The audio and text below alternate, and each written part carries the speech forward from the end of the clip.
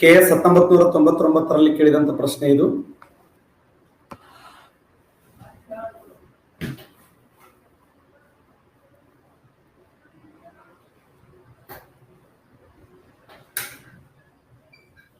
ಅರಕಟ್ಟಿಕ್ಕಿನ ಕೆಲವು ತೀರಗಳನ್ನ ಹಿಮಮುಕ್ತ ಆಗಿಸಿರುವಂತ ಪ್ರವಾಹ ಯಾವುದು?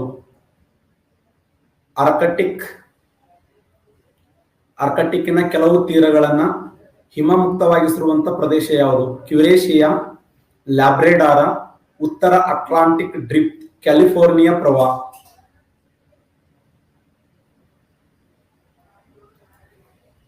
ಅರಕಟ್ಟಿಕ್ ಕೆಲವು ತೀರಗಳನ್ನ ಹಿಮಮುಕ್ತವಾಗಿರಿಸುವಂತ ಪ್ರವಾಹ ಯಾವುದು? ಕರೆಕ್ಟ್ ಆನ್ಸರ್ ಮಾಡಿ ನೋಡೋಣ. ಕ್ಯುರೇಷಿಯಾ, ಲ್ಯಾಬ್ರೆಡಾರ, ಕ್ಯಾಲಿಫೋರ್ನಿಯಾ, ಉತ್ತರ ಅಟ್ಲಾಂಟಿಕ್ ಡ್ರಿಫ್ಟ್.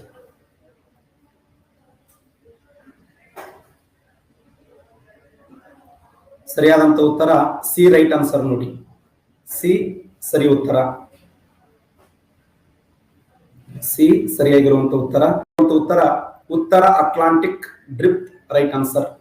ಆರ್ಕಟಿಕ್ ಕೆಲವು ತೀರಗಳನ್ನ ಹಿಮಮುಕ್ತಗೊಳಿಸುವಂಥದ್ದು. ನಾನು ನಿನ್ನೆ ಜಲಗೋಳದ ಬಗ್ಗೆ ಮಾತಾಡ್ತಾ ಇದ್ದೆ. ಪ್ರವಾಹ ಅಂದ್ರೆ ಏನು, ಪ್ರವಾಹದ ವಿಧಗಳನ್ನ ನಾವು ಡಿಸ್ಕಸ್ ಮಾಡ್ತಾ ಇದ್ದೆವು ಅಲ್ಲ. ಪ್ರವಾಹ ಅಂತಂದ್ರೆ ಏನು? ಸಾಗರದ ಮೇಲ್ಮೈ ನೀರು ಒಂದು ಸ್ಥಳದಿಂದ ಮತ್ತೊಂದು ಸ್ಥಳಕ್ಕೆ ಚಲಿಸುವುದನ್ನೇ ಸಾಗರದ ಪ್ರವಾಹ ಅಂತ ಕರಿತೀವಿ. ಸಾಗರದ ಮೇಲ್ಮೈ ನೀರು ಒಂದು ಸ್ಥಳದಿಂದ ಮತ್ತೊಂದು ಸ್ಥಳಕ್ಕೆ ಚಲಿಸುವುದು. ಒಂದು ಸ್ಥಳದಿಂದ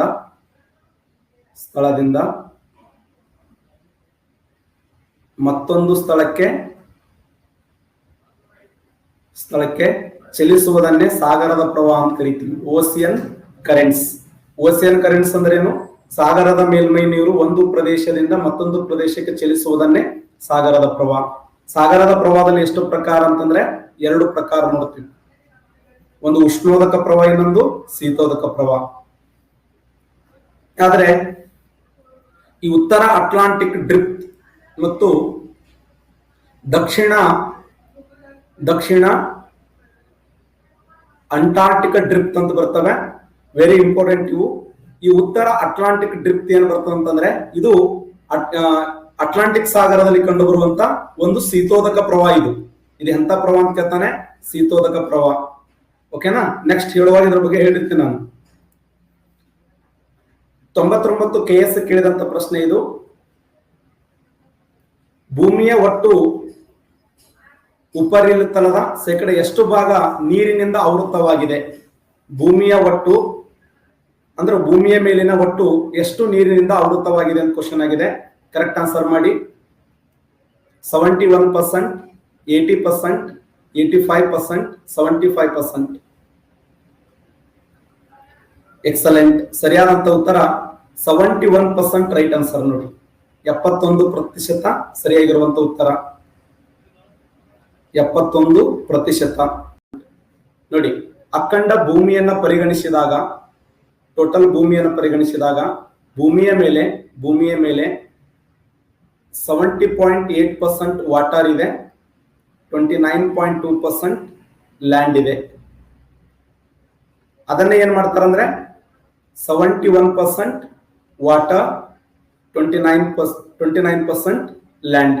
ಅಖಂಡ ಭೂಮಿಯನ್ನು ಪರಿಗಣಿಸಿದಾಗ ಭೂಮಿಯ ಮೇಲೆ ನೀರಿನ ಪ್ರಮಾಣ ಎಷ್ಟಿದೆ ಅಂದ್ರೆ 71% ಇದೆ, 29% ಭೂಮಿ ಇದೆ ಅಖಂಡ ಭೂಮಿಯನ್ನು ಪರಿಗಣಿಸಿದಾಗ.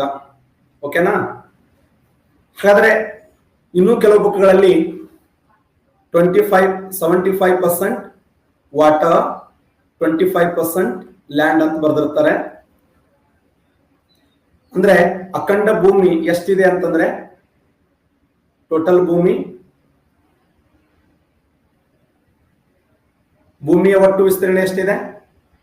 ಭೂಮಿಯ ಒಟ್ಟು ವಿಸ್ತೀರ್ಣ 510 ದಶಲಕ್ಷ ಚದರ ಕಿಲೋಮೀಟರ್ ಇದೆ ನೋಡಿ. ಅಖಂಡ ಭೂಮಿಯ ಒಟ್ಟು ವಿಸ್ತೀರ್ಣ ಎಷ್ಟಿದೆ ಅಂತಂದ್ರೆ 510 ದಶಲಕ್ಷ ಚದರ ಕಿಲೋಮೀಟರ್. 510 ದಶಲಕ್ಷ ಚದರ ಕಿಲೋಮೀಟರ್. ಇದನ್ನು 2 ಭಾಗಗಳನ್ನಾಗಿ ಮಾಡ್ತೀವಿ. ಒಂದು ಭೂಮಿ, ಇನ್ನೊಂದು ನೀರು. ಭೂಮಿಯ ಪಾಲು ಎಷ್ಟಿದೆ, ನೀರಿನ ಪಾಲು ಎಷ್ಟಿದೆ? ಭೂಮಿಯ ಪಾಲು 361, ನೀರಿನ ಪಾಲು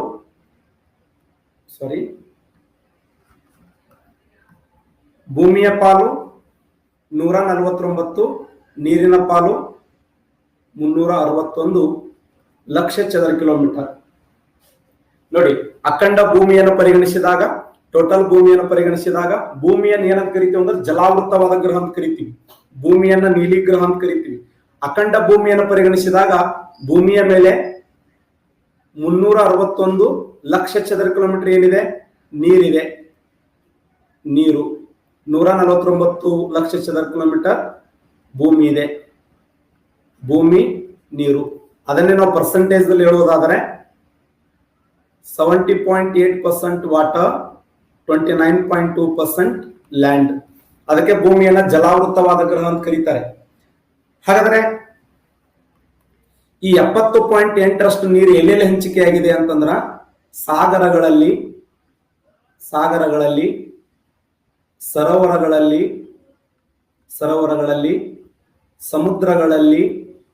ಸಮುದ್ರಗಳಲ್ಲಿ, ಕಾರಿ, ಕೊಲ್ಲಿ, ಜಲಸಂಧಿ,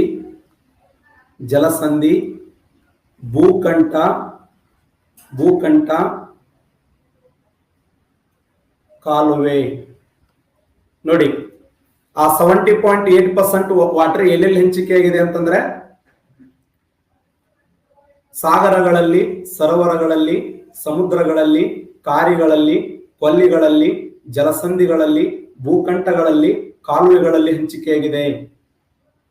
ಅಖಂಡ ಭೂಮಿಯನ್ನು ಪರಿಗಣಿಸಿದಾಗ ಆ ಭೂಮಿ ಮೇಲೆ 70.8% ವಾಟರ್ ಎಲ್ಲೆಲ್ಲಿ ಹಂಚಿಕೆಯಾಗಿದೆ ಅಂದ್ರೆ ಈ ಎಲ್ಲ ಕಡೆ ಹಂಚಿಕೆಯಾಗಿದೆ. ಎಲ್ಲೆಲ್ಲಿ? ಸಾಗರಗಳಲ್ಲಿ, ಸರೋವರಗಳಲ್ಲಿ, ಸಮುದ್ರಗಳಲ್ಲಿ, ಕಾರಿಗಳಲ್ಲಿ, ಕೊಲ್ಲಿ, ಜಲಸಂಧಿ, ಭೂಕಂಠ, ಕಾಲುವೆ. ಹಾಗಾದ್ರೆ ಸಾಗರ ಅಂದ್ರೆ ಏನು? ಯಾವುದಕ್ಕೆ ನಾವು ಸಾಗರ ಅಂತ ಕರಿತೀವಿ? ಸಾಗರಕ್ಕೆ ಇವತ್ತಿಗೂ ಯಾರು ಡೆಫಿನೇಷನ್ ಮಾಡಕ್ ಆಗೇ ಇಲ್ಲ ಅಂತ. ಸಾಗರದ ಬಗ್ಗೆ ಇವತ್ತಿಗೂ ಡೆಫಿನೇಷನ್ ಮಾಡಕ್ಕಾಗಿಲ್ಲ, ಅಷ್ಟು ವಿಶಾಲವಾಗಿರುವಂತ ನೀರು. ಸಾಗರ ಅಂದ್ರೆ ಏನು? ಆದಿಯೂ ಇಲ್ಲದ,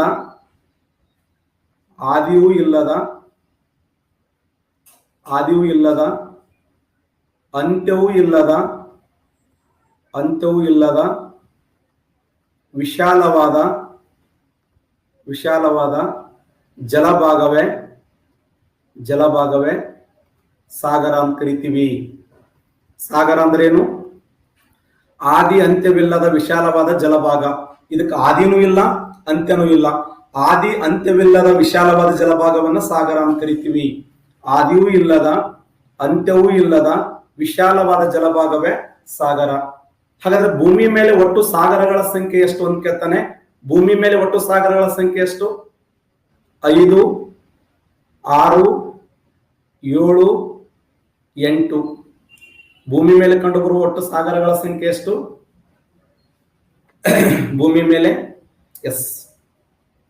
5 ಸಾಗರಗಳದ. ನೋಡಿ, ಭೂಮಿಯ ಮೇಲೆ ಕಂಡು ಬರುವಂತ ಸಾಗರಗಳ ಸಂಖ್ಯೆ ಎಷ್ಟು ಅಂದ್ರೆ 5 ಸಾಗರಗಳು. ಟೋಟಲ್ ಭೂಮಿ ಮೇಲೆ ಎಷ್ಟು ಸಾಗರಗಳದ ಅಂದ್ರೆ 5 ಸಾಗರಗಳು. ಆ 5 ಸಾಗರಗಳನ್ನ ಏಕೆ ಕ್ರಮದಲ್ಲಿ ಬರೆದಾಗ ಅಥವಾ ಇಳಿಕೆ ಕ್ರಮದಲ್ಲಿ ಬರೆದೋಣ. ಪೈಸಾ.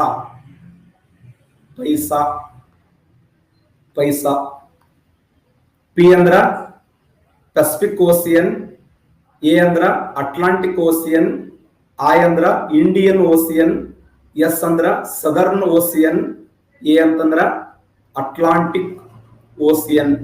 ಭೂಮಿ ಮೇಲೆ ಕಂಡು ಬರುವಂತ ಪ್ರಧಾನವಾದಂತ ಸಾಗರಗಳು 5 ಸಾಗರಗಳದವೆ. 5 ಸಾಗರಗಳು ಎಲ್ಲಿ ಅಂತಂದ್ರೆ ಅವುಗಳನ್ನ ಪೈಸಾ ಅಂತ ಕರೀತಾರೆ. ಪೈಸಾ ಅಂದ್ರೆ ಯಾವುದು? Pacific Ocean, Atlantic Ocean, Indian means ಹಿಂದೂ ಮಹಾಸಾಗರ. ಎಸ್ ಅಂದ್ರ ಸದರ್ನ್ ಓಸಿಯನ್. ಎ ಅಂತಂದ್ರೆ Atlantic ocean.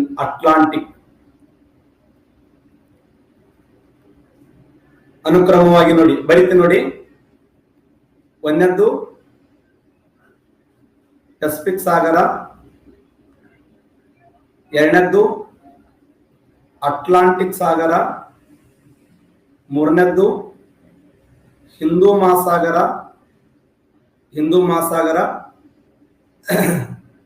ನಾಲ್ಕನೇದ್ದು Dakshina Mahasagara, A ಅಂತಂದ್ರೆ ಆರ್ಕಟಿಕ್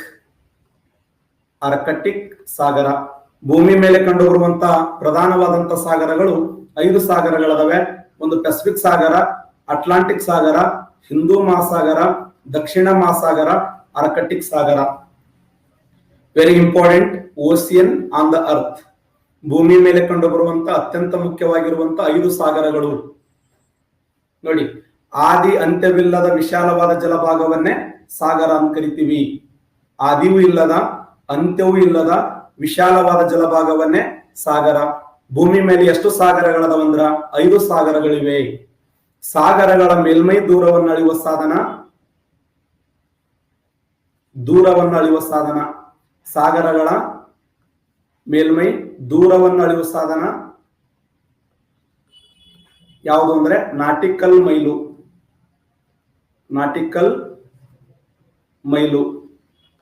ಸಾಗರಗಳ ಮೇಲ್ಮೈ ದೂರವನ್ನು ಅಳೆಯುವ ಸಾಧನ ಅಂದ್ರೆ ನಾಟಿಕಲ್ ಮೈಲು. ಒಂದು ನಾಟಿಕಲ್ ಮೈಲು ಎಂದರೆ 1852 ಮೀಟರ್. 1852 ಮೀಟರ್ ಅಥವಾ 1.852 ಕಿಲೋಮೀಟರ್ ಅಥವಾ ಒಂದು ನಾಟಿಕಲ್ ಮೈಲು ಅಂತಂದ್ರೆ ಸಾಗರದ ಮೇಲ್ಮೈ ದೂರವನ್ನು ಅಳೆಯುವ ಸಾಧನ ಏನು ಅಂತ ಕೇಳಿದ್ರೆ ನಾಟಿಕಲ್ ಮೈಲು. ಒಂದು ನಾಟಿಕಲ್ ಮೈಲು ಎಂದರೆ 1852 ಮೀಟರ್ ಅಥವಾ 1.852 ಕಿಲೋಮೀಟರ್ ಅಥವಾ 6000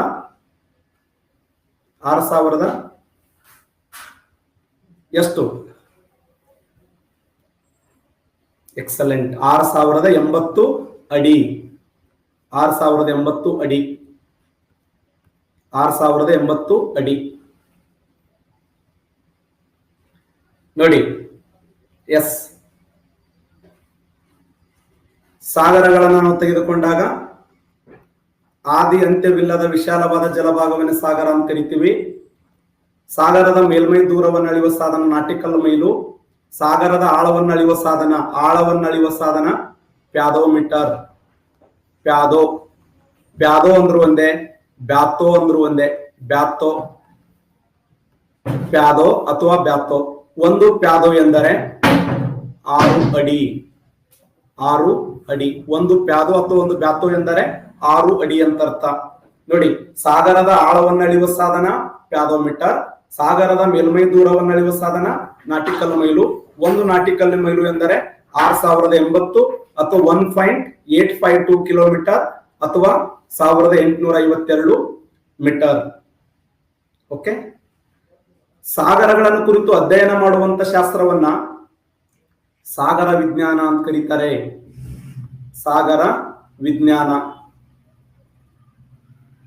ಸಾಗರಗಳನ್ನು ಕುರಿತು ಅಧ್ಯಯನ ಮಾಡುವಂತ ಶಾಸ್ತ್ರವನ್ನ ಸಾಗರ ವಿಜ್ಞಾನ ನೋಡಿ. ಓಷಿಯನ್ಸ್ ಅಂತ ಕರಿತೀವಿ. ಸಾಗರಗಳನ್ನು ಕುರಿತು ಅಧ್ಯಯನ ಮಾಡುವಂತ ಶಾಸ್ತ್ರವನ್ನ ಓಷಿಯಾಲಜಿ ಅಂತ ಕರೀತಾರೆ. ಹಾಗಾದ್ರೆ ಸರೋವರಗಳನ್ನು ಕುರಿತು ಅಧ್ಯಯನ ಮಾಡುವ ಶಾಸ್ತ್ರವನ್ನ ಎಕ್ಸಲೆಂಟ್, ಲಿಮ್ನಾಲಜಿ ಅಂತ ಕರೀತಾರೆ.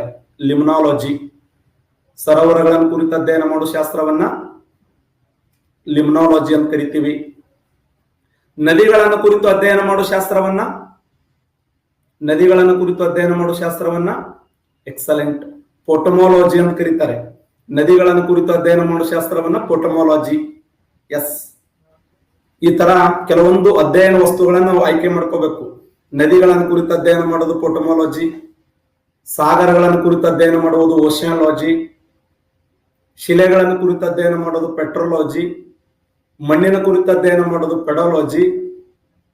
ಈ ತರ, ಯಾಕಂದ್ರೆ ಕೆಲವು ಇಂಗ್ಲಿಷ್ ನಲ್ಲಿ ಕೇಳ್ತಿರ್ತಾನೆ, ಹೌದಲ್ಲ? ಹಾಗಾದ್ರೆ ಸಾಗರಗಳನ್ನು ಕುರಿತು ಅಧ್ಯಯನ ಮಾಡುವ ಶಾಸ್ತ್ರವನ್ನ ಓಷಿಯಾಲಜಿ ಅಂತ ಕರಿತೀವಿ. ಭೂಮಿ ಮೇಲೆ ಎಷ್ಟು ಸಾಗರಗಳದಾವಂದ್ರೆ 5 ಸಾಗರಗಳಿವೆ. ಆ 5 ಸಾಗರಗಳ ಹೆಸರನ್ನು ಇಟ್ಟವ್ರು ಯಾರು ಅಂತ ಒಂದ್ಸರಿ ಕ್ವಶನ್ ಆಗಿದೆ. ಫರ್ಡಿನಾಂಡ್ ಮೆಗಾಲಾನ್.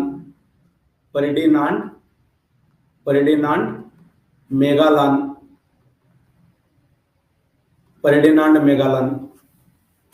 ಪ್ರಪಂಚವನ್ನ ಪರ್ಯಟನೆ ಮಾಡಿದಂತ ವ್ಯಕ್ತಿ ಈತ. ಜಗತ್ತನ್ನ ಸುತ್ತು ಹಾಕಿರುವಂತ ವ್ಯಕ್ತಿ ಈತ. ಈತ ಬಳಸಿದಂತ ಹಡಗು ಯಾವ್ದಂದ್ರೆ ವಿಕ್ಟೋರಿಯಾ ಅನ್ನುವಂತ ಹಡಗು. ವಿಕ್ಟೋರಿಯಾ ನೋಡಿ, ಜಗತ್ತನ್ನ ಸುತ್ತು ಹಾಕಿರುವಂತ ವ್ಯಕ್ತಿ ಯಾರಂತ ಕೇಳ್ತಾರೆ, ಫರ್ಡಿನಾಂಡ್ ಮೆಗಾಲನ್. ಜಗತ್ತನ್ನ ಸುತ್ತು ಹಾಕಿರುವಂತ ಹಡಗು ಯಾವ್ದಂದ್ರೆ ವಿಕ್ಟೋರಿಯಾ ಅನ್ನುವಂತ ಹಡಗು. Very important. ಹಾಗಾದ್ರೆ ಎಲ್ಲಾ ಸಾಗರಗಳಿಗೆ ಹೆಸರನ್ನು ಕೊಟ್ಟಂತ ವ್ಯಕ್ತಿ ಯಾರಂದ್ರೆ ಫರ್ಡಿನಾಂಡ್ ಮೆಗಾಲನ್. ಫರ್ಡಿನಾಂಡ್ ಮೆಗಾಲನ್. ಎಲ್ಲಾ ಸಾಗರಗಳಿಗೆ ಹೆಸರನ್ನು ಕೊಟ್ಟಂತ ವ್ಯಕ್ತಿ ಯಾರಂದ್ರೆ ಫರ್ಡಿನಾಂಡ್ ಮೆಗಾಲನ್. ಸಾಗರಗಳನ್ನು ಕುರಿತು ಅಧ್ಯಯನ ಮಾಡುವ ಶಾಸ್ತ್ರವನ್ನು ಓಷಿಯಾಲಜಿ ಅಂತ ಕರಿತೀವಿ.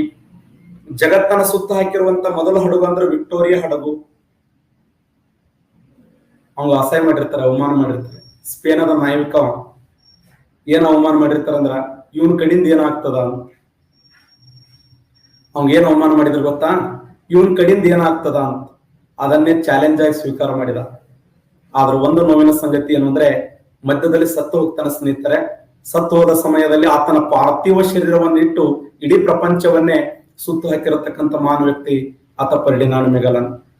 ಬಹಳಷ್ಟು ಅವಮಾನ ಮಾಡಿರ್ತಾರೆ, ಅಪಮಾನ ಮಾಡಿರ್ತಾರೆ. ಆ ಅಪಮಾನ ಅವಮಾನಗಳ ಮಧ್ಯದಲ್ಲಿ ಜಗತ್ತನ್ನ ಸುತ್ತು ಹಾಕಿರುವಂತ ವ್ಯಕ್ತಿ ಯಾರು ಅಂದ್ರೆ ಆತ ಫರ್ಡಿನಾಂಡ್ ಮೆಗಾಲನ್. ಆದ್ರ ಒಂದು ವಿಶೇಷ ಏನಂದ್ರೆ ಆತನ ಬಗ್ಗೆ ಒಂದು ಕೃತಿ ಇದೆ. ಏನು ಅಂತಂದ್ರೆ ಆತನ ಬಗ್ಗೆ ಇರುವಂತ ಕೃತಿ ಏನಂದ್ರೆ my life is my aim ಅನ್ನುವಂತ ಕೃತಿ. My life is my aim ಅನ್ನುವಂತ ಕೃತಿಯಲ್ಲಿ ಏನಂತಂದ್ರೆ, ನನ್ನ ವಿರುದ್ಧ ಟೀಕೆ ಮಾಡುವವರಿಗೆ ನಾನು ಯಾವತ್ತೂ ಆನ್ಸರ್ ಹೇಳಂಗಿಲ್ಲ, ಆದರೆ ನನ್ನ ಸಾಧನೆ ಅವರಿಗೆ ಆನ್ಸರ್ ಅಂತ ಹೇಳಿ. ನನ್ನ ಸಾಧನೆ ಏನ್ ಮಾಡ್ತೀನಲ್ಲ, ನನ್ನ ಸಾಧನೆ ಅವರಿಗೆ ಆನ್ಸರ್ ಆಗಿರುತ್ತದೆ, ಯಾವತ್ತೂ ನಾನು ಅವರಿಗೆ ಟೀಕೆ ಮಾಡಂಗಿಲ್ಲ ಅಂತ ಹೇಳಿ ಜಗತ್ತಿನ ಮಹಾನ್ ವ್ಯಕ್ತಿ ಯಾರಂತಂದ್ರೆ ಫರ್ಡಿನಾಂಡ್ ಮೆಗಾಲನ್. ಆತ ಬಳಸಿರತಕ್ಕಂತ ಒಂದು ವಿಶಿಷ್ಟವಾಗಿರುವಂತ ಹಡಗು ಯಾವ್ದಂದ್ರೆ ವಿಕ್ಟೋರಿಯಾ ಹಡಗು. ಫಿಲಿಪೈನ್ ಅನ್ನುವಂಥ ದ್ವೀಪದಲ್ಲಿ ಸತ್ತು ಹೋಗ್ತಾನೆ. ಆದರೆ ಈತನ ದಂಡನಾಯಕ, ಈತನ ಸಹಚರನಾಗಿರುವಂತ ಒಬ್ಬ ವ್ಯಕ್ತಿ ಯಾರು ಅಂತಂದ್ರೆ, ಯಾರು ಜಗತ್ತನ್ನು ಸುತ್ತಾಕಿರುವಂತ ವ್ಯಕ್ತಿ, ಇವ್ರು ಬಿಟ್ರೆ ಬೇರೆ ಯಾರು, ಸಬಸ್ಟೈನ್ ಅನ್ನುವಂತ ವ್ಯಕ್ತಿ. ನೋಡಿ, ಸಬಸ್ಟೈನ್ ನೆನ್ಪಿಡಿ, ಸಬಸ್ಟೈನ್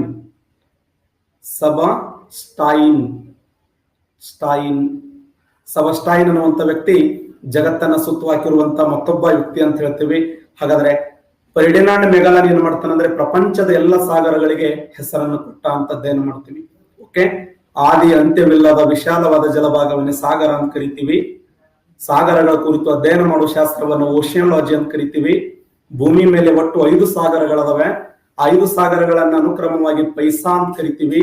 ಪಿ ಅಂತಂದ್ರೆ ಪೆಸಿಫಿಕ್ ಓಸಿಯನ್, ಎ ಅಂತಂದ್ರೆ ಅಟ್ಲಾಂಟಿಕ್ ಓಸಿಯನ್, ಎಸ್ ಅಂದ್ರೆ ಇಂಡಿಯನ್ ಓಸಿಯನ್, ಐ ಅಂದ್ರೆ ಇಂಡಿಯನ್ ಓಸಿಯನ್, ಎಸ್ ಅಂದ್ರೆ ಸದರ್ನ್ ಓಸಿಯನ್, ಎ ಅಂತಂದ್ರೆ ಆರ್ಕಟಿಕ್ ಓಸಿಯನ್. ಭೂಮಿ ಮೇಲೆ ಕಂಡು ಬರುವಂತ ಸಾಗರಗಳ ಸಂಖ್ಯೆ 5. ಹಾಗಾದ್ರೆ ಈ ಜಗತ್ತಿನಲ್ಲಿ ಸಾಗರಗಳ ಕುರಿತು ವೈಜ್ಞಾನಿಕವಾಗಿ ಅಧ್ಯಯನ ಮಾಡಿದಂತ ವ್ಯಕ್ತಿ ಯಾರು ಅಂತ ಕೇಳ್ತಾನೆ. ಸಾಗರಗಳ ಕುರಿತು ಅಧ್ಯಯನ ಮಾಡಿದಂತ ವ್ಯಕ್ತಿ ಯಾರು? Matthew fountain.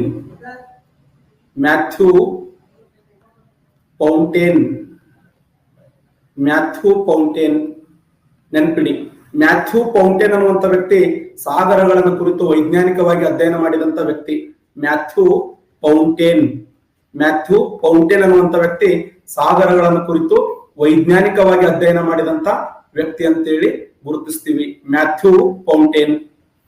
ಹಾಗಾದ್ರೆ ಸಾಗರಗಳನ್ನು ನೋಡಿದಾಗ ಒಂದೇ ಸಾಗರ ಯಾವ್ದಂದ್ರೆ ಪೆಸಿಫಿಕ್ ಸಾಗರ. ಸಾಗರಗಳನ್ನು ತೆಗೆದುಕೊಂಡಾಗ ಒಂದೇ ಸಾಗರ ಯಾವಂದ್ರೆ ಪೆಸಿಫಿಕ್ ಸಾಗರ. ಈ ಪೆಸಿಫಿಕ್ ಸಾಗರ ನೋಡಕ್ಕೆ ಯಾವ ಆಕಾರದಲ್ಲಿದೆ ಅಂತ ಕೇಳ್ತಾನೆ. ಇದು ನೋಡಲು ತ್ರಿಕೋನಾಕಾರದಲ್ಲಿದೆ. IAS ಕ್ವಶನ್ ಇದು. Pacific ocean looking like triangle. Pacific ocean ನೋಡಕ್ಕೆ ಯಾವ ಆಕಾರದಲ್ಲಿದೆ ಅಂತಂದ್ರೆ ಇದು ತ್ರಿಕೋನಾಕಾರದಲ್ಲಿದೆ. ಯಾಕೆ ಗೊಂಬೆ ಚಿತ್ರ ಯಾಕದು ಅಸಹ್ಯ ಮಾಡ್ತಿರೋದು?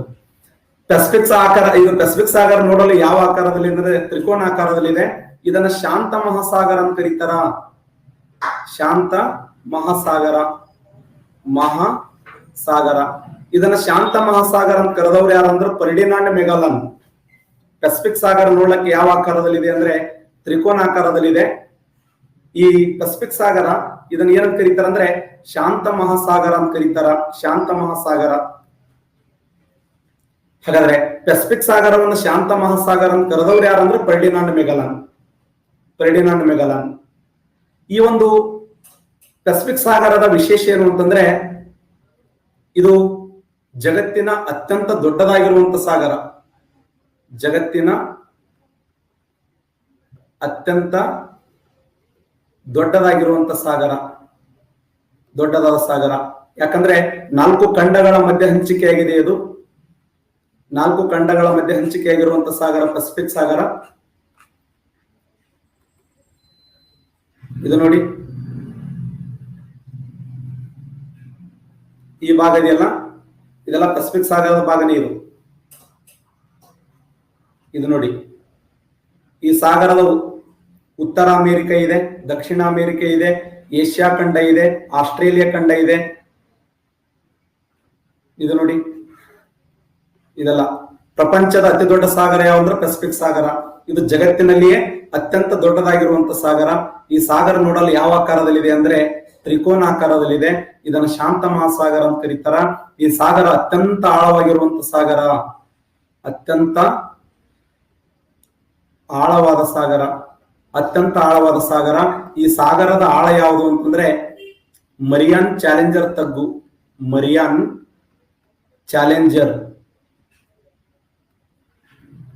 ಚಾಲೆಂಜರ್ ತಗ್ಗು.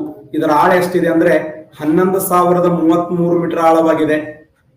ಇದರ ಆಳ ಎಷ್ಟಿದೆ ಅಂದ್ರೆ 11,033 ಮೀಟರ್ ಆಳವಾಗಿದ್ದು, ಸಾಗರಗಳಲ್ಲಿ ಅತ್ಯಂತ ಆಳವಾಗಿರುವಂತ ತಗ್ಗು ಯಾವ್ದಂದ್ರೆ ಅದು ಮರಿಯಾನ್ ಚಾಲೆಂಜರ್ ತಗ್ಗು. ನೆನ್ಪಿಡಿ.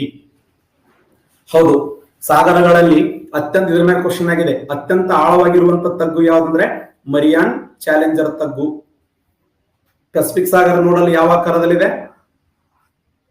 ತ್ರಿಕೋನಾಕಾರದಲ್ಲಿದೆ. ಇದನ್ನ ಶಾಂತ ಮಹಾಸಾಗರ ಅಂತ ಕರೀತಾರೆ. ಜಗತ್ತಿನ ಅತ್ಯಂತ ದೊಡ್ಡದಾಗಿರುವಂತ ಸಾಗರ. ಈ ಸಾಗರದ ಅತ್ಯಂತ ಆಳವಾದ ತಗ್ಗು ಯಾವ್ದಂದ್ರೆ ಮರಿಯಾನ್ ಚಾಲೆಂಜರ್ ತಗ್ಗು. ಇದರ ಆಳ ಎಷ್ಟಿದೆ ಅಂದ್ರೆ 11,033 ಮೀಟರ್ ಆಳವಾಗಿದೆ. 11,033 ಮೀಟರ್ ಆಳವಾಗಿದೆ. ಈ ಸಾಗರದಲ್ಲಿ ಕಂಡುಬರುವ ಅತ್ಯಂತ ದೊಡ್ಡದಾಗಿರುವಂತ ದ್ವೀಪ ಯಾವ್ದಂದ್ರೆ ನ್ಯೂ ಗಿನಿಯಾ ದ್ವೀಪ. New Guinea. ಹಾಗಾದ್ರೆ ದ್ವೀಪ ಅಂದ್ರೆ ಏನು? ದ್ವೀಪ ಅಂತಂದ್ರ ಸುತ್ತಲೂ ನೀರು, ಮಧ್ಯದಲ್ಲಿ ಭೂಮಿ. ಸುತ್ತಲೂ ನೀರು, ಮಧ್ಯದಲ್ಲಿ ಭೂಮಿ. ಸುತ್ತಲೂ ನೀರಿದ್ದು ಮಧ್ಯದಲ್ಲಿ ಭೂಮಿ ಇದ್ರೆ ಅದಕ್ಕೆ ಏನಂತ ಕರೀತಾರೆ ಅಂದ್ರೆ ದ್ವೀಪ ಅಂತ ಕರೀತಾರೆ. ದ್ವೀಪ. ಹಾಗಾದ್ರೆ ಜಗತ್ತಿನ ಅತ್ಯಂತ ದೊಡ್ಡದಾಗಿರುವಂತ ದ್ವೀಪ ಯಾವ್ದಂದ್ರೆ ಗ್ರೀನ್ಲ್ಯಾಂಡ್. ಜಗತ್ತಿನ ಅತ್ಯಂತ ದೊಡ್ಡದಾಗಿರುವಂತ ದ್ವೀಪ ಅಂದ್ರೆ ಗ್ರೀನ್ಲ್ಯಾಂಡ್. ಗ್ರೀನ್ಲ್ಯಾಂಡ್ ಎಲ್ಲಿದೆ ಅಂದ್ರೆ ಅಟ್ಲಾಂಟಿಕ್ ಸಾಗರದಲ್ಲಿ ಕಂಡು ಬರ್ತದೆ. ಪ್ರಪಂಚದ ಅತ್ಯಂತ ದೊಡ್ಡದಾಗಿರುವಂತ ದ್ವೀಪ ಅಂದ್ರೆ ಗ್ರೀನ್ಲ್ಯಾಂಡ್. ಗ್ರೀನ್ಲ್ಯಾಂಡ್ ಎಲ್ಲಿ ಕಂಡು ಬರ್ತಂದ್ರೆ ಅಟ್ಲಾಂಟಿಕ್ ಸಾಗರದಲ್ಲಿ. ಆದರೆ ಪೆಸಿಫಿಕ್ ಸಾಗರದಲ್ಲಿ ಕಂಡು ಬರುವಂತ ಅತ್ಯಂತ ದೊಡ್ಡದಾಗಿರುವಂತ ದ್ವೀಪ ಯಾವ್ದಂದ್ರೆ ಅದು ನ್ಯೂ ಗಿನಿಯಾ ಅನ್ನುವಂತ ದ್ವೀಪ. ನೆನ್ಪಿಡಿ. ಹಾಗಾದ್ರೆ ಭಾರತ ದೇಶದ ಅತಿ ದೊಡ್ಡ ದ್ವೀಪ ಯಾವುದು? ಭಾರತ ದೇಶದ ಅತಿ ದೊಡ್ಡ ದ್ವೀಪ ಎಕ್ಸಲೆಂಟ್, ಮಧ್ಯ ಅಂಡೋಮಾನ್. ಮಜಲಿ ನದಿ ದ್ವೀಪ. ಅದು ಕರೆಕ್ಟ್, ನೀವು ಹೇಳಿದ್ದು ಕರೆಕ್ಟ್. ಜಗತ್ತಿನ ಅತ್ಯಂತ ದೊಡ್ಡದಾದ ನದಿ ದ್ವೀಪ ಅಂದ್ರೆ ಮಜುಲಿ. ಜಗತ್ತಿನ ಅತ್ಯಂತ ದೊಡ್ಡದಾಗಿರುವಂತ ನದಿ ದ್ವೀಪ ಅಂದ್ರ ಮಜುಲಿ. ಆದರೆ ಭಾರತದ ಅತ್ಯಂತ ದೊಡ್ಡದಾಗಿರುವಂತ ಸಾಗರಿಕ ದ್ವೀಪ ಯಾವ್ದಂದ್ರ ಮಧ್ಯ ಅಂಡೋಮಾನ್.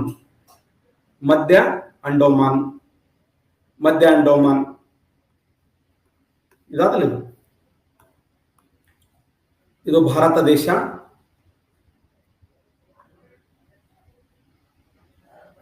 ಇದು ಉತ್ತರ ಅಂಡೋಮಾನ್, ಮಧ್ಯ ಅಂಡೋಮಾನ್, ದಕ್ಷಿಣ ಅಂಡೋಮಾನ್, ಚಿಕ್ಕ ಅಂಡೋಮಾನ್, ಕಾರ್ ನಿಕೋಬಾರ್, ಲಿಟಲ್ ನಿಕೋಬಾರ್, ಗ್ರೇಟ್ ನಿಕೋಬಾರ್. ಉತ್ತರ ಅಂಡೋಮಾನ್, ಮಧ್ಯ ಅಂಡೋಮಾನ್, ದಕ್ಷಿಣ ಅಂಡೋಮಾನ್, ಚಿಕ್ಕ ಅಂಡೋಮಾನ್, ಕಾರ್ ನಿಕೋಬಾರ್, ಲಿಟಲ್ ನಿಕೋಬಾರ್, ಗ್ರೇಟ್ ನಿಕೋಬಾರ್. ಅಂಡೋಮಾನ್ ನಿಕೋಬಾರವನ್ನು ಬೇರ್ಪಡಿಸುವ ಕಾಲುವೆ ಯಾವಂದ್ರ 10 ಡಿಗ್ರಿ ಚಾನಲ್. ಅಂಡೋಮಾನ್ ಮತ್ತು ನಿಕೋಬಾರ್ಗಳನ್ನ. ಹಾಗಾದ್ರೆ ದಕ್ಷಿಣ ಅಂಡೋಮಾನ್ ಮತ್ತು ಚಿಕ್ಕ ಅಂಡೋಮಾನ್ಗಳನ್ನ ಬೇರ್ಪಡಿಸುವ ಕಾಲುವೆ, ದಕ್ಷಿಣ ಅಂಡೋಮಾನ್ ಮತ್ತು ಚಿಕ್ಕ ಅಂಡೋಮಾನ್ಗಳನ್ನು ಬೇರ್ಪಡಿಸುವ ಕಾಲುವೆ ಎಕ್ಸಲೆಂಟ್, ಡೆಂಕನ್ ಪ್ಯಾಸೇಜ್.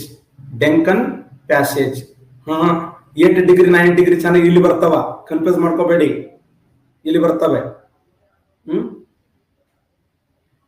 ಕಲೀರಿ, ಕನ್ಫ್ಯೂಸ್ ಆಗ್ತಿರ್ತದೆ. ನಿಮ್ಗೆ 1 ಸರಿ ಅಲ್ಲ 100 ಸರಿ ಕಲಿಸ್ತೀನಿ ನಾನು. ಒಂದು 100 ಸರಿ ನೀವು ಪರ್ಫೆಕ್ಟ್ ಆಗಲೇಬೇಕು, ಕಲಿಲೇಬೇಕು, ಜಾಬ್ ತೊಗೊಳ್ಳೇಬೇಕು. ಎಸ್ ನೋಡಿ, ದಕ್ಷಿಣ ಅಂಡೋಮಾನ್ ಮತ್ತು ಚಿಕ್ಕ ಅಂಡೋಮಾನ್ಗಳನ್ನು ಬೇರ್ಪಡಿಸುವ ಕಾಲುವೆ ಯಾವ್ದಂದ್ರ ಡೆಂಕನ್ ಪ್ಯಾಸೇಜ್. ಡೆಂಕನ್ ಪ್ಯಾಸೇಜ್ ನೋಡಿ. ಅಂಡೋಮಾನ್ ಮತ್ತು ನಿಕೋಬಾರ್ಗಳನ್ನು ಬೇರ್ಪಡಿಸುವುದು 10 degree channel. 2017 exercise sub inspector ಕೇಳಿದ ಪ್ರಶ್ನೆ ಇದು. ಕ್ವಶನ್ ಪೇಪರ್ ತೆಗೆದು ನೋಡಿ, ಇದೇ ಇದೆ ಕ್ವಶನ್.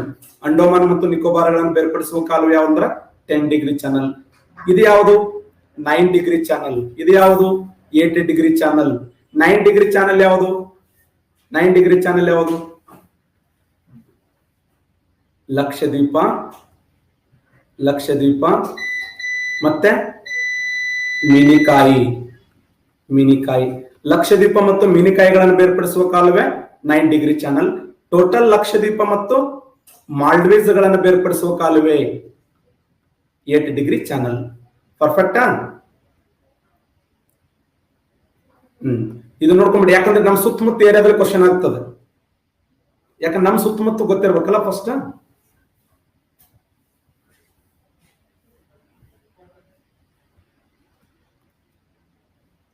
ನೋಡಿ, ಪೆಸಿಫಿಕ್ ಸಾಗರದ ವಿಶೇಷ ಏನಂದ್ರೆ ಪೆಸಿಫಿಕ್ ಸಾಗರವನ್ನ ಶಾಂತ ಮಹಾಸಾಗರ ಅಂತ ಕರೀತಾರೆ. ಜಗತ್ತಿನ ಅತ್ಯಂತ ದೊಡ್ಡದಾಗಿರುವಂತ ಸಾಗರ, ಅತ್ಯಂತ ಆಳವಾಗಿರುವಂತ ಸಾಗರ. ಈ ಒಂದು ಸಾಗರದ ಅತ್ಯಂತ ಆಳವಾಗಿರುವಂತ ತಗ್ಗು ಯಾವಂದ್ರ ಮರಿಯಾನ್ ಚಾಲೆಂಜರ್ ತಗ್ಗು. ಇದರ ಆಳ ಎಷ್ಟಿದೆ ಅಂದ್ರೆ 11,033 ಮೀಟರ್ ಆಳವಾಗಿದೆ.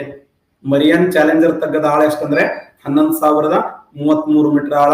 ಈ ಒಂದು ಸಾಗರದಲ್ಲಿ ಕಂಡು ಬರುವ ಅತ್ಯಂತ ದೊಡ್ಡದಾಗಿರುವಂತ ದ್ವೀಪ ಯಾವ್ದಂದ್ರ ನ್ಯೂ ಗಿನಿಯಾ ಅನ್ನುವಂತ ದ್ವೀಪ ಕಂಡು ಬರುತ್ತದೆ. ಈ ಸಾಗರ 4 ಖಂಡಗಳ ಮಧ್ಯೆ ಹಂಚಿಕೆಯಾಗಿದೆ. ಆ 4 ಖಂಡಗಳು ಯಾವ ಅಂತಂದ್ರ, ಒಂದ್ ಕಡೆ ಏಷ್ಯಾ ಖಂಡ,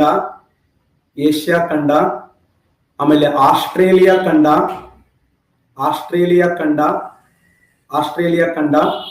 ಉತ್ತರ ಅಮೆರಿಕಾ,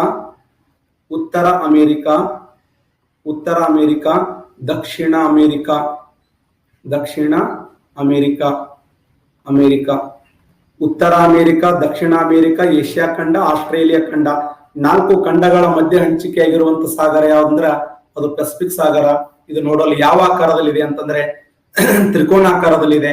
ಈ ಸಾಗರದ ಅತ್ಯಂತ ಆಳವಾಗಿರುವಂತ ತಗ್ಗು ಯಾವ್ದಂದ್ರ ಮರಿಯಾನ್ ಚಾಲೆಂಜರ್ ತಗ್ಗು ಅಂತ ಗುರುತಿಸ್ತೀವಿ. ಆಮೇಲೆ ಈ ಸಾಗರದಲ್ಲಿ ಕಂಡು ಬರುವಂತ ವಿಶೇಷವಾಗಿ ಅದು ಏನಪ್ಪಾ ಅಂತಂದ್ರೆ ಸಾಗರದ ಪ್ರವಾಹಗಳನ್ನ ಮತ್ತೆ ಹೇಳ್ತೀನಿ. ಇದಾದ ನಂತರ 2ನೇ ಸಾಗರ ಯಾವ್ದಂದ್ರ ಅಟ್ಲಾಂಟಿಕ್ ಸಾಗರ. ನೋಡಿ,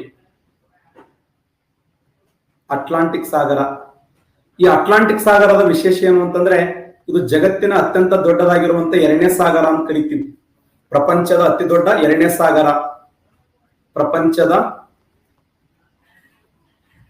ಅತ್ಯಂತ ದೊಡ್ಡದಾದ 2ನೇ ಸಾಗರ, ಜಗತ್ತಿನ ಅತಿ ದೊಡ್ಡ 2ನೇ ಸಾಗರ ಅಟ್ಲಾಂಟಿಕ್ ಸಾಗರದ ಒಂದು ವೈಶಿಷ್ಟ್ಯ ಏನು ಅಂತಂದ್ರೆ ಇದು ಪ್ರಪಂಚದಲ್ಲಿ ಅತಿ ಹೆಚ್ಚು ಜಲಸಾರಿಗೆ ಹೊಂದಿರುವ ಸಾಗರ. ಪ್ರಪಂಚದಲ್ಲಿ ಅತಿ ಹೆಚ್ಚು ಜಲಸಾರಿಗೆ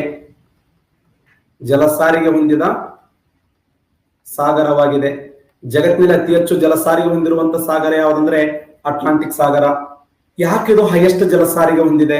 ಪೆಸಿಫಿಕ್ ಸಾಗರದಲ್ಲಿ ಹೈಯೆಸ್ಟ್ ನೀರು ಇದೆಯಲ್ಲ, ನೀರು ಇರೋದು ಇಂಪಾರ್ಟೆಂಟ್ ಅಲ್ಲ, ನೀರನ್ನು ಬಳಸಿಕೊಳ್ಳೋದು ಇಂಪಾರ್ಟೆಂಟ್. ನೀರು ಇರೋದು ಇಂಪಾರ್ಟೆಂಟ್ ಅಲ್ಲ, ನೀರನ್ನು ಬಳಸಿಕೊಳ್ಳುವಂತ ಜಾಣ್ಮೆ ಇಂಪಾರ್ಟೆಂಟ್. ಯಾಕಂದ್ರೆ ಪ್ರಪಂಚದಲ್ಲಿ ಪೆಸಿಫಿಕ್ ಸಾಗರದಲ್ಲಿ ಸಾಕಷ್ಟು ನೀರಿದೆ, ಆದರೆ ಸಾಹಸಿ ರಾಷ್ಟ್ರಗಳಲ್ಲ. ಇಲ್ಲಿ ನೋಡಿ,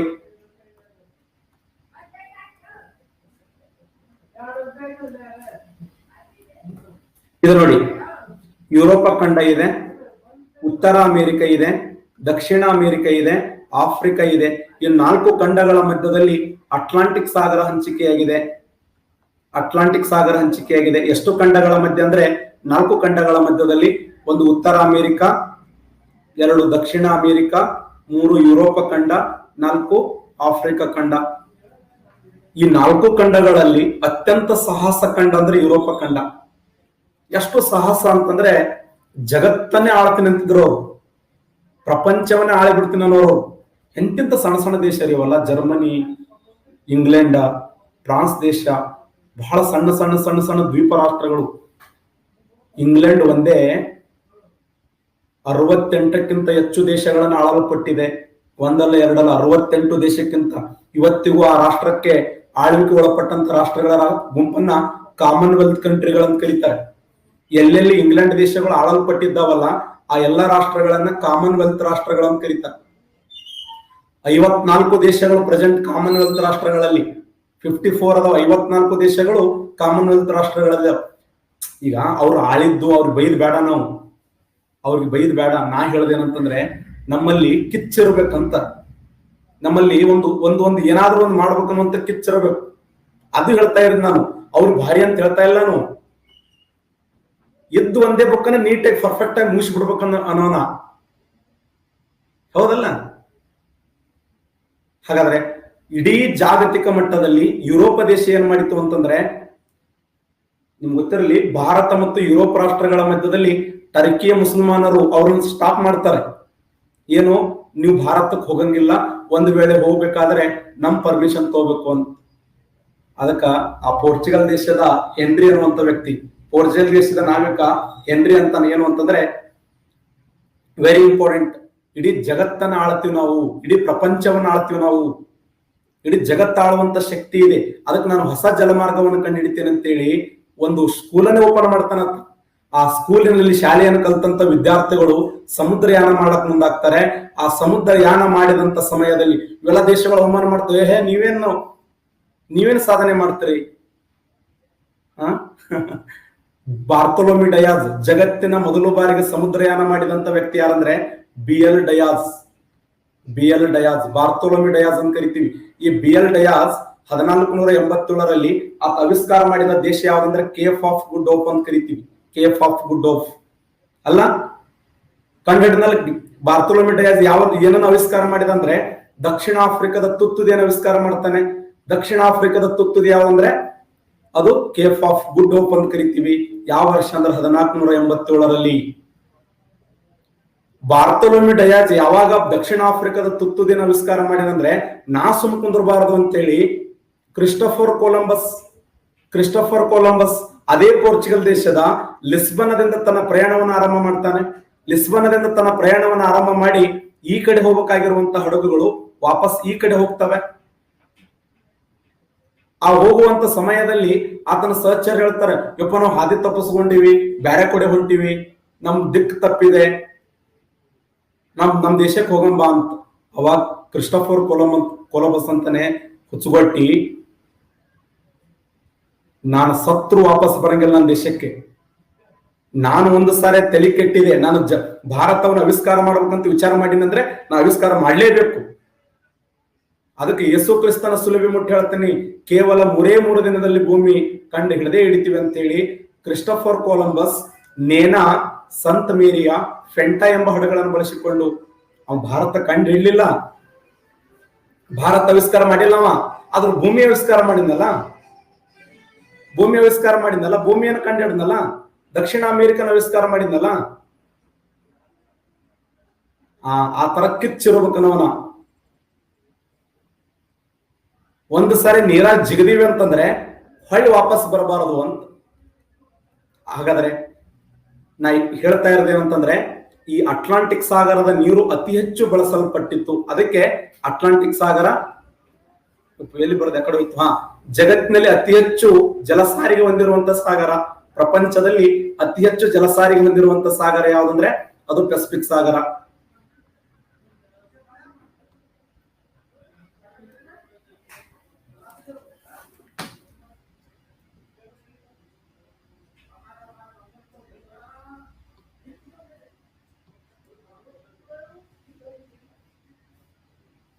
ನೋಡಿ ಎಲ್ಲ ಹೆಂಗ ಕಾಡ್ತಾನ ನೋಡಿ.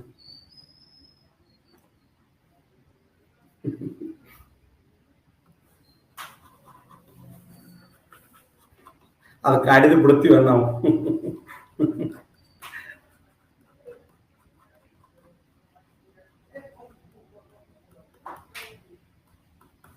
ನೋಡಿ, ಜಗತ್ತಿನಲ್ಲಿ ಅತಿ ಹೆಚ್ಚು ಜಲಸಾರಿಗೆ ಹೊಂದಿರುವಂತ ಸಾಗರ ಯಾವಂದ್ರ ಅಟ್ಲಾಂಟಿಕ್ ಸಾಗರ. ಅಟ್ಲಾಂಟಿಕ್ ಸಾಗರದ ಇನ್ನೊಂದು ವಿಶೇಷ ಏನು ಅಂತಂದ್ರೆ, ವೆರಿ ಇಂಪಾರ್ಟೆಂಟ್, ಈ ಸಾಗರ ಅತಿ ಹೆಚ್ಚು ಲವಣಾಂಶವನ್ನು ಹೊಂದಿದೆ. ಅತಿ ಹೆಚ್ಚು ಲವಣಾಂಶವನ್ನು ಹೊಂದಿದೆ.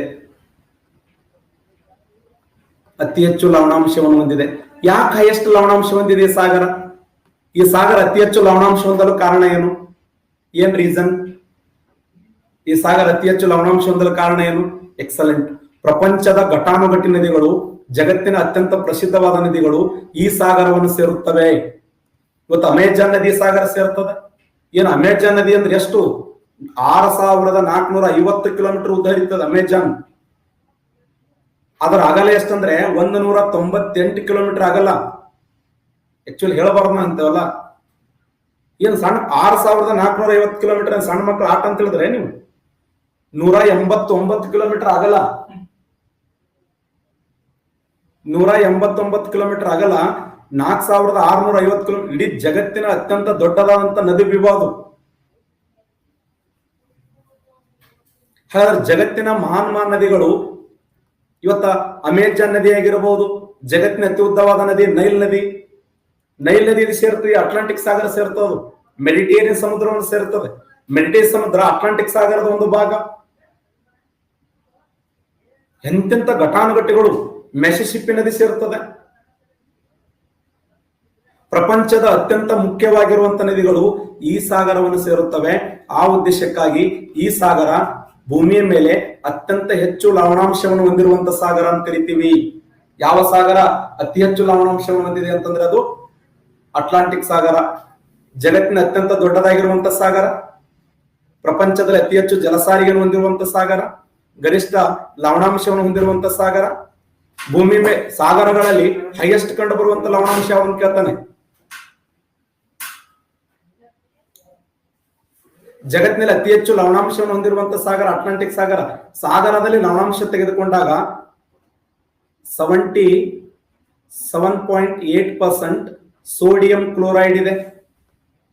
Sodium chloride. 10.9% ಮ್ಯಾಗ್ನೇಷಿಯಂ ಕ್ಲೋರೈಡ್ ಇದೆ. 4.7% ಮ್ಯಾಗ್ನೇಷಿಯಂ ಸಲ್ಫೇಟ್ ಇದೆ. 3.6% ಕ್ಯಾಲ್ಸಿಯಂ ಸಲ್ಫೇಟ್ ಇದೆ. 2.5% ಪೊಟ್ಯಾಷಿಯಂ ಸಲ್ಫೇಟ್ ಇದೆ. 0.3% ಕ್ಯಾಲ್ಸಿಯಂ ಕಾರ್ಬೋನೇಟ್ ಇದೆ. 0.2% ಮ್ಯಾಗ್ನೇಷಿಯಂ ಬ್ರೋಮೈಡ್ ಇದೆ. Magnesium bromide. ಸಾಗರಗಳಲ್ಲಿ ಕಂಡುಬರುವಂತಹ ಲವಣಾಂಶಗಳು ಸಾಲಿನಿಟಿ ಆಫ್ ಓಸಿಯನ್ ವಾಟರ್ ಅಂತ ಕರಿತೀವಿ ನಾವು. ಸಾಗರಗಳಲ್ಲಿ ಕಂಡುಬರುವಂತ ಲವಣಾಂಶಗಳು PSI 8 ಬಾರಿ ಕೇಳಿದ ಕ್ವಶನ್. ಸಾಗರದಲ್ಲಿ ಹೈಯೆಸ್ಟ್ ಕಂಡುಬರುವಂತ ಲವಣಾಂಶ ಯಾವ್ದಂದ್ರೆ sodium chloride. Sodium chloride 77.8% sodium chloride ಇದೆ. 10.9% ಮ್ಯಾಗ್ನೇಷಿಯಂ ಕ್ಲೋರೈಡ್ ಇದೆ. 4.7% ಮ್ಯಾಗ್ನೇಷಿಯಂ ಸಲ್ಫೇಟ್ ಇದೆ. 3.6% ಕ್ಯಾಲ್ಸಿಯಂ ಸಲ್ಫೇಟ್ ಇದೆ. 2.5% ಪೊಟ್ಯಾಷಿಯಂ ಸಲ್ಫೇಟ್ ಇದೆ. 0.3% ಕ್ಯಾಲ್ಸಿಯಂ ಕಾರ್ಬೋನೇಟ್ ಇದೆ. 0.2% ಮ್ಯಾಗ್ನೇಷಿಯಂ ಬ್ರೋಮೈಡ್ ಇದೆ. The salinity of ocean water. ಸಾಗರಗಳಲ್ಲಿ ಕಂಡುಬರುವಂತ ಲವಣಾಂಶ. ಸಾಗರಗಳಲ್ಲಿ ಕಂಡುಬರುವಂತ ಲವಣಾಂಶಗಳು ಬೈಪೆಟ್ ಆಗಬೇಕು, ಪರ್ಫೆಕ್ಟ್ ಆಗಬೇಕು. ಈ ಸಾರ ಮೈಮೇ dress ಬೀಳಲೇಬೇಕು.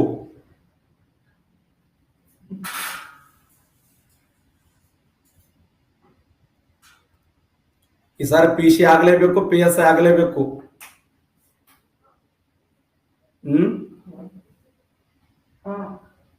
SD ಆಗ್ಲೇಬೇಕು, FD ಆಗ್ಲೇಬೇಕು. PC mains ಇದೇ ನಮ್ PC ಎಷ್ಟೋ ಮಂದಿ ಬೈಲಕತ್ತಾರಪ್ಪ. ಸಾಕು, ನಮ್ಗೆ ಇದೇ ಹುದ್ದೆನೆ ದೊಡ್ಡದು. PC ಹುದ್ದೆನೆ ದೊಡ್ಡದು. ನಮ್ಗೆ ಇದಿಷ್ಟೇ ಆಗಲಿ, ನಮ್ಗೆ ಸಾಕು. PC PSIನೇ ಆಗ್ಲಿ.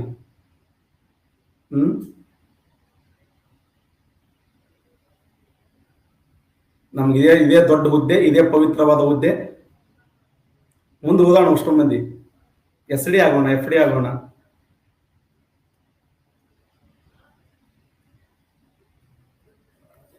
ಎಸ್,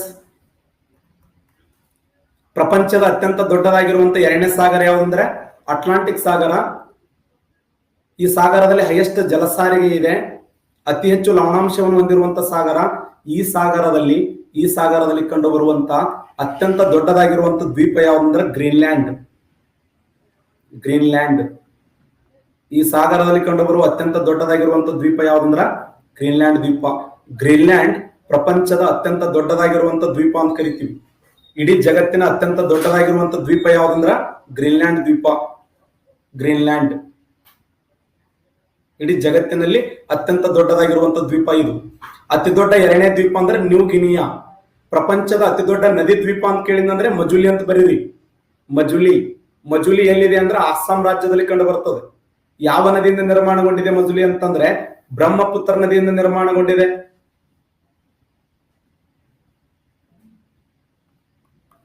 ಅರ್ಥ ಆಯ್ತಾ? ಮಜುಲಿ ಬಹಳ ಸರಿ ಹೇಳಿ ನಿಮಗೆ. ಒಂದು ಮಾತ್ರ ನಿಮ್ಗೆ ಗ್ಯಾರಂಟಿ ಕೊಡ್ತೀನಿ, ನನ್ನ ಅಪ್ಪಿತಪ್ಪಿ ನಿಮ್ಮ ಸೋಲ್ಲಕ್ಕಂತೂ ನಾ ಬಿಡಂಗಿಲ್ಲ. ಇದು ನೆನ್ಪಿಡಿ ನೀವು. ನನ್ನ ಉಸಿರದ ಧ್ವನಿ ಉಸಿರಿರುವವರೆಗೆ ನಿಮ್ಮ ಸೋಲಕ್ ಬಿಡಂಗಿಲ್ಲ. ನಾವು ಒಂದ್ಸರಿ ಫೇಲ್ ಆಗ್ಬಹುದು, ನಾವು ಎರಡನೇ ಸಾರಿ ಫೇಲ್ ಆಗ್ಬಹುದು, ಮೂರನೇ ಸಾರಿ ಸಾಧ್ಯನೇ ಇಲ್ಲ ಅದು.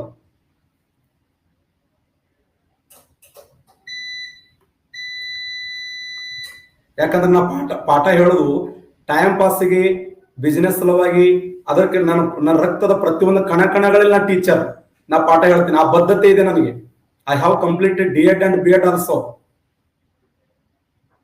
ನನ್ನ ರಕ್ತದ ಪ್ರತಿ ಕಣಗಳಲ್ಲಿ ಪಾಠ ಹೇಳಬೇಕು. ಸುಮ್ಮನೆ ಜೀವನ ಸಲುವಾಗಿ ಪಾಠ ಹೇಳಕ್ ಬಂದಿಲ್ಲ ನಾನು. ಎಸ್, ಜಗತ್ತಿನಲ್ಲಿ ಅತ್ಯಂತ ದೊಡ್ಡದಾಗಿರುವಂತ ಎರಡನೇ ಸಾಗರ ಯಾವುದಂದ್ರೆ ಅಟ್ಲಾಂಟಿಕ್ ಸಾಗರ. ಈ ಸಾಗರದಲ್ಲಿ ಅತಿ ಹೆಚ್ಚು ಲವಣಾಂಶಗಳು ಕಂಡು ಬರುತ್ತವೆ, ನೆನ್ಪಿಡಿ. ಹಾಗಾದ್ರೆ ಈ ಸಾಗರದಲ್ಲಿ ಕಂಡು ಬರುವ ಅತಿ ದೊಡ್ಡ ದ್ವೀಪ ಯಾವುದಂದ್ರೆ ಗ್ರೀನ್ಲ್ಯಾಂಡ್. ಈ ಸಾಗರದ ಅತ್ಯಂತ ಆಳವಾಗಿರುವಂತ ತಗ್ಗು ಯಾವುದಂದ್ರೆ ನೋಡಿ, ಪೆಸಿಫಿಕ್ ಸಾಗರದಲ್ಲಿ ಅತ್ಯಂತ ಆಳವಾಗಿರುವಂತ ತಗ್ಗು ಮರಿಯಾನ್ ಚಾಲೆಂಜರ್ ತಗ್ಗು. ಈ ಸಾಗರದಲ್ಲಿ ಕಂಡು ಬರುವಂತ ಅತ್ಯಂತ ಆಳವಾಗಿರುವಂತ ತಗ್ಗು ಯಾವುದಂದ್ರೆ ಪೋರ್ಟರಿಕೋ ತಗ್ಗು.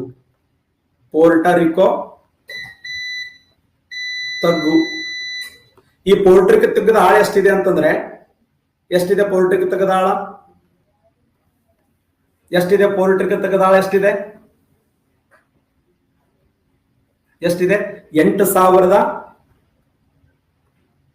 8,065 ಮೀಟರ್ ಆಳವಾಗಿದೆ. 8,065 ಅಥವಾ 8,165 ಅಂತ ಕೆಲವು ಬುಕ್ಗಳಲ್ಲಿ ಬರೆದಿರ್ತಾರೆ, ತಲೆ ಕೆಡಿಸ್ಕೋಬೇಡ್ರಿ. ಆದರೆ ಎಷ್ಟಂತ ಕೇಳಂಗಿಲ್ಲ ನಮ್ಮ ಜಿಯೋಗ್ರಫಿಯಲ್ಲಿ. ಅತ್ಯಂತ ಆಳವಾಗಿರುವಂತ ತಗ್ಗು ಯಾವ್ದಂತ ಕೇಳ್ತಾನೆ, ಅದು ಪೋರ್ಟರಿಕೋ ತಗ್ಗು. ಈ ಸಾಗರದಲ್ಲಿ ಕಂಡು ಬರುವಂತ ಅತ್ಯಂತ ಆಳವಾಗಿರುವಂತ ತಗ್ಗು ಯಾವ್ದಂದ್ರೆ ಪೋರ್ಟರಿಕೋ ತಗ್ಗು. ಪೆಸಿಫಿಕ್ ಸಾಗರದ ಅತ್ಯಂತ ಆಳವಾದ ತಗ್ಗು ಮರಿಯಾನ್ ಚಾಲೆಂಜರ್ ತಗ್ಗಾದ್ರೆ, ಈ ಸಾಗರದ ಅತ್ಯಂತ ಆಳವಾಗಿರುವಂತ ತಗ್ಗು ಯಾವ್ದಂದ್ರೆ ಪೋರ್ಟರಿಕೋ ತಗ್ಗು. ನೆನ್ಪಿಡಿ.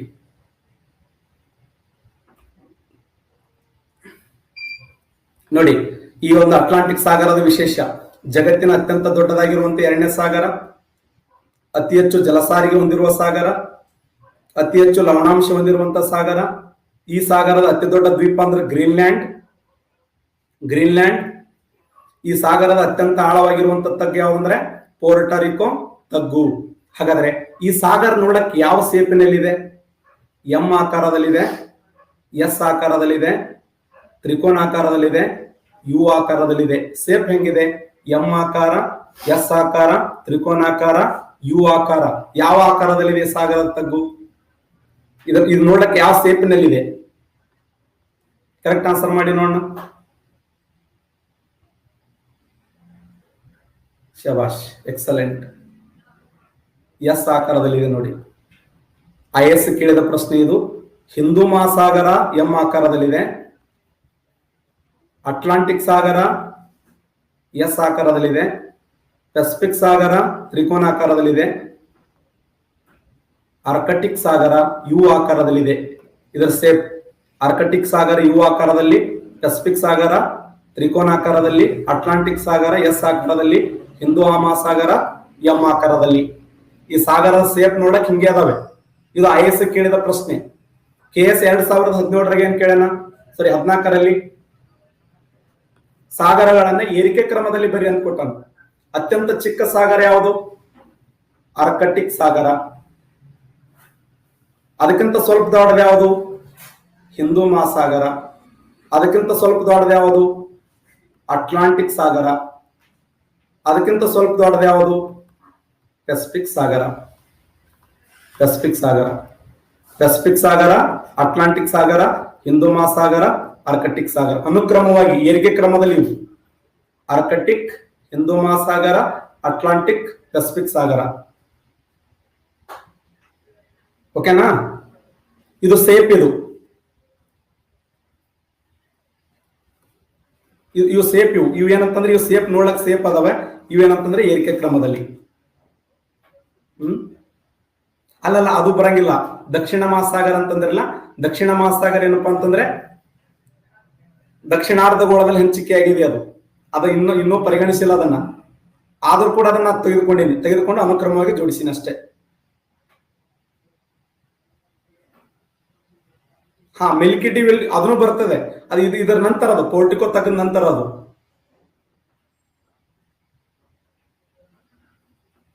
ಓಕೆನಾ?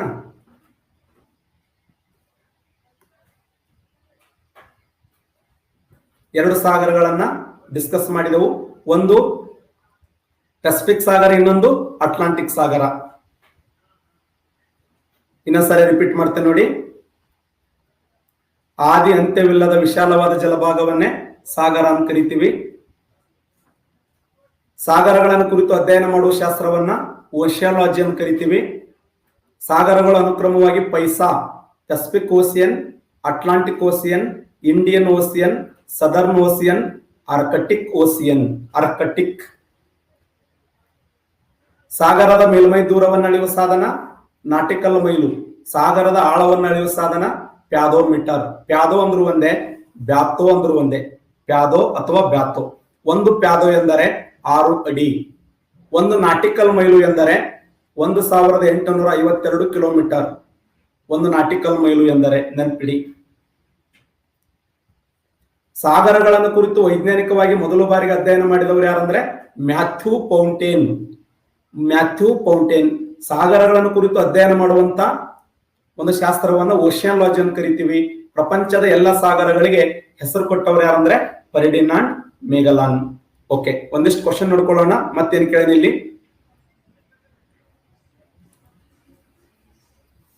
S, international year of ocean ಯಾವ ವರ್ಷ ಕರೀತಾರೆ? ಇದು KS 1998ರಲ್ಲಿ ಕೇಳಿದ ಪ್ರಶ್ನೆ. ಇದು ಇಂಟರ್ನ್ಯಾಷನಲ್ ಇಯರ್ ಆಫ್ ಓಸಿಯನ್ ಅದೇ ವರ್ಷನ ಕರೀತಾರೆ. ಅದೇ ವರ್ಷ, ಅದೇನು ಕೇಳ್ಯಾರಲ್ಲ ಅದೇ ವರ್ಷ ಕ್ವಶನ್ ಆಗಿದೆ. 1998 KS ಕೇಳೋಣ, ಅದೇ ವರ್ಷನ ಇಂಟರ್ನ್ಯಾಷನಲ್ ಇಯರ್ ಆಫ್ ಓಷಿಯನ್ ಅಂತ ಕರೀತಾರೆ. ನೋಡಿ ಎಷ್ಟು ಚೆನ್ನಾಗಿದೆ ಇದು. ಅದೇ ವರ್ಷ ಕ್ವಶನ್ ಆಗಿದೆ, ಅದೇ ವರ್ಷ ಕೇಳೋಣ. ಯಾರೋ ಯೌವನವರು. ನೆಕ್ಸ್ಟ್, ಕಲಹರಿ ಮರುಭೂಮಿ ದಕ್ಷಿಣ ಆಫ್ರಿಕಾ, ಥಾರ್ ಮರುಭೂಮಿ Bharat, Arizona United State of America, Great Victoria Australia. A ಮಾತ್ರ ಸರಿ, ಬಿ ಮಾತ್ರ ಸರಿ, ಸಿ ಮಾತ್ರ ಸರಿ, ಮೇಲಿನ ಎಲ್ಲವೂ ಸರಿ. ಕಲಹರಿ ಮರುಭೂಮಿ,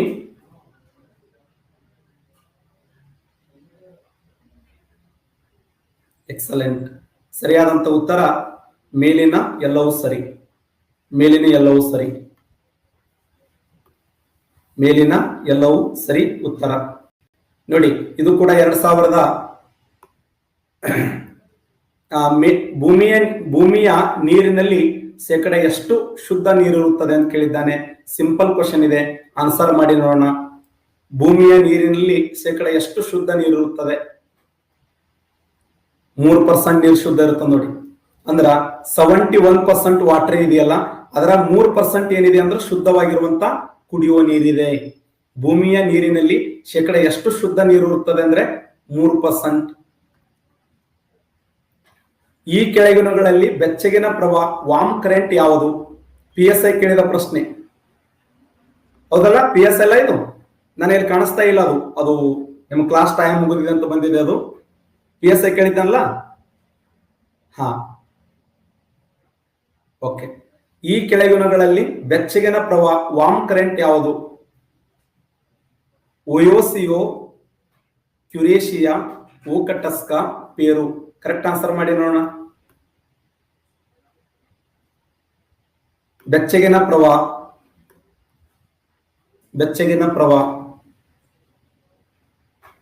ಎಸ್, ಕ್ಯುರೇಶಿಯಾ ರೈಟ್ ಆನ್ಸರ್ ನೋಡಿ. ಕ್ಯುರೇಶಿಯಾ ಸರಿಯಾಗಿರುವಂತ ಉತ್ತರ, ಕ್ಯುರೇಶಿಯಾ. ಬೆಂಗ್ವಿಲಾ ಪ್ರವಾಹ ದಕ್ಷಿಣ ಶಾಂತ ಸಾಗರದ ಶೀತ ಪ್ರವಾಹವಾಗಿದೆ, ಉತ್ತರ ಶಾಂತ ಸಾಗರದ ಉಷ್ಣ ಪ್ರವಾಹವಾಗಿದೆ, ದಕ್ಷಿಣ ಅಟ್ಲಾಂಟಿಕ್ ಸಾಗರದ ಶೀತ ಪ್ರವಾಹವಾಗಿದೆ, ಉತ್ತರ ಅಟ್ಲಾಂಟಿಕ್ ಸಾಗರದ ಉಷ್ಣ ಪ್ರವಾಹವಾಗಿದೆ. ಬೆಂಗ್ವಿಲಾ.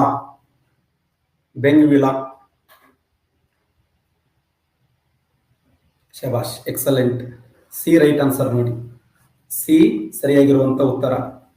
ದಕ್ಷಿಣ ಅಟ್ಲಾಂಟಿಕ್ ಸಾಗರದ ಶೀತ ಪ್ರವಾಹ ಸರಿ ಉತ್ತರ.